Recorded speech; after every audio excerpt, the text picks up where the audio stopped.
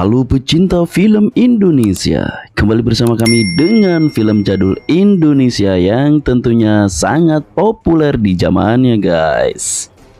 Dan kali ini kita akan bercerita film jadul yang berjudul Tutur Tinular Pedang Naga Puspa. Dan inilah dia filmnya. Di awal film kita diperlihatkan Nari Ratih yang dikejar oleh seorang lelaki hidung belang yang akan melakukan kekerasan seksual kepadanya guys.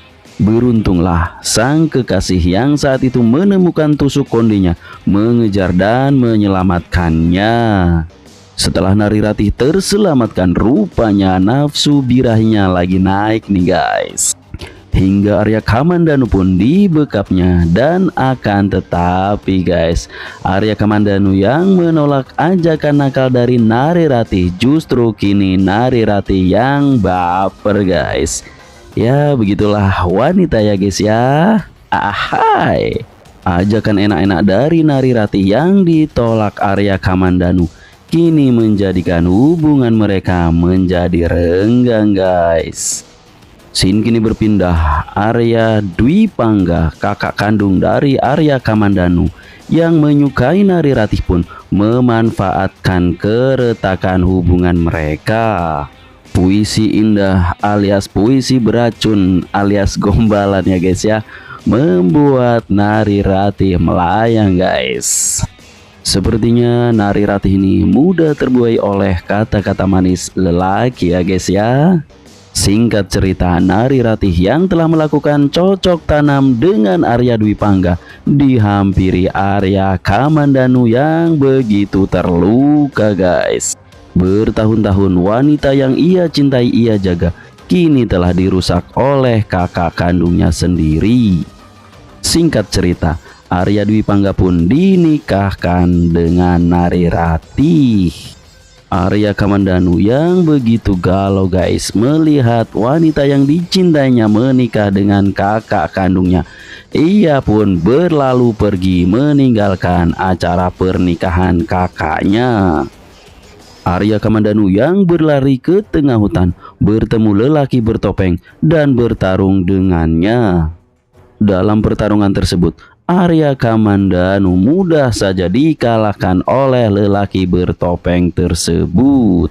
Akan tetapi tanpa diduga, tanpa dinyana, lelaki bertopeng tersebut setelah membuka topengnya, ternyata lelaki tua yang dikenali Arya Kamandanu sebagai Empu Ranubaya, kakak seperguruan dari ayahnya. Seketika itu pun Arya Kamandanu berguru kepada Empu Ranubaya guys.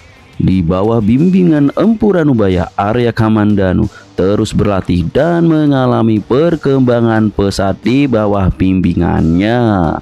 Singkat cerita, Empu Anggareksa, ayah dari Arya Kamandanu, mengunjungi kakak seperguruannya yaitu Empu Ranubaya. Maksud dan tujuan Empu Anggareksa mengunjungi Empu Ranubaya untuk mengajaknya bergabung mengabdi kepada Prabu Kertanegara, yaitu Raja Singosari saat itu guys.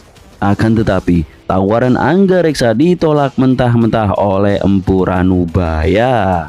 Scene kembali berpindah. Empu Anggareksa yang menerima penolakan dari Empu Ranubaya justru melaporkan dan memfitnah Empu Ranubaya kepada Raja Kertanegara. Kertanegara yang mendengar kata-kata adu domba dari Anggareksa murka dan mengutus Ranggalawe untuk menangkap Ranubaya. Singkat cerita, tibalah Ranggalawe dan Anggareksa di kediaman Ranubaya. Anggareksa terkejut karena di sana ada anaknya yaitu Arya Kamandanu. Tak lama berselang, anak buah Ranggalawe menyerang Ranubaya dan Arya Kamandanu nih guys. Yang kemudian tak lama berselang, Ranubaya melarikan diri setelah sedikit pertarungan guys, yang kemudian diikuti oleh Kamandanu. Ranggalawe terkesan dengan kehebatan Kamandanu dan berharap Kamandanu berbakti untuk Singosari. Dan tentu saja Kamandanu menolaknya dan berlalu pergi guys. Di sisi lain, Raja Kertanegara menerima utusan dari Mongol, yaitu Kaisar Kublai Khan. Raja Kertanegara yang murka membaca surat dari Kaisar Kublai Khan dibalas dengan memotong telinga utusan Mongol tersebut, guys. Sungguh ironis ya guys ya. Scene kembali berpindah ketika utusan Mongol dalam perjalanan bertemu dengan Ranubaya. Utusan Mongol tersebut terkesan dengan kehebatan Ranubaya dalam menilai sebuah pedang dan dianggap memiliki kemampuan untuk membuat senjata yang hebat nih guys. Dan tentu saja pasukan Mongol tersebut membuat siasat. Pada malam harinya, Ranubaya yang dalam keadaan mabuk ditangkapnya guys. Di sisi lain, Jayakatwang yang menyerang Kertanegara dan mengkhianati Kertanegara. Kertanegara pun dikalahkan guys, dan kemudian Kebu Mendarang memenggal Kertanegara. Scene kembali berpindah, Panglima Kausin yang menemui Pendekar Lu. Panglima Kausin meminta Pendekar Lu untuk menghalangi Mengci dengan pasukannya yang menangkap Ranubaya. Tak lama setelah itu, Pendekar Lu menyelamatkan Ranubaya atas perintah Panglima Kausin guys. Pendekar Lu pun diburu pasukan Mengci. Ranubaya yang sudah terluka tak kuat lagi dalam pelarian itu guys. Yang kemudian Ranubaya menitipkan pedang naga puspa pada Pendekar Lu dan istrinya Meisin. Dalam pelariannya, hingga tibalah Meisin dan Pendekar Lu di pesisir pantai guys. Dan tentulah berhasil kabur. Akan tetapi perahu yang dinaiki mereka hancur diterpa badai. Pendekar Lu dan Meisin masih selamat, akan tetapi mereka terdampar di suatu pulau yang tak mereka ketahui keberadaannya di mana.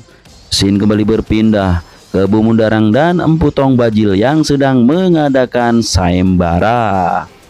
Tak lama kemudian pasukannya membawa Meisin dan Pendekar Lu yang dianggap orang asing nih guys. Akan tetapi Pendekar Lu pun melawan dan terjadi pertarungan. Tak lama kemudian Pendekar Lu membuka pedang naga puspa yang kemudian mengundang Kebu Mendarang untuk memilikinya guys. Kemudian Pendekar Lu dan Meisin pun berhasil kabur. Akan tetapi Kebu Mendarang yang terlanjur menginginkan pedang naga puspa itu mengutus pasukannya dan Empu Tong Bajil untuk merebut pedang tersebut. Dalam sebuah penyergapan, Pendekar Lu dan Meisin pun dibantu oleh Arya Kamandanu. Tak lama berselang, Meisin dan Pendekar Lu pun berhasil kabur dan bersembunyi. Tapi sialnya nih guys, ketika Meisin sedang mencari obat untuk Pendekar Lu, justru dia disergap oleh anak buah Tong Bajil.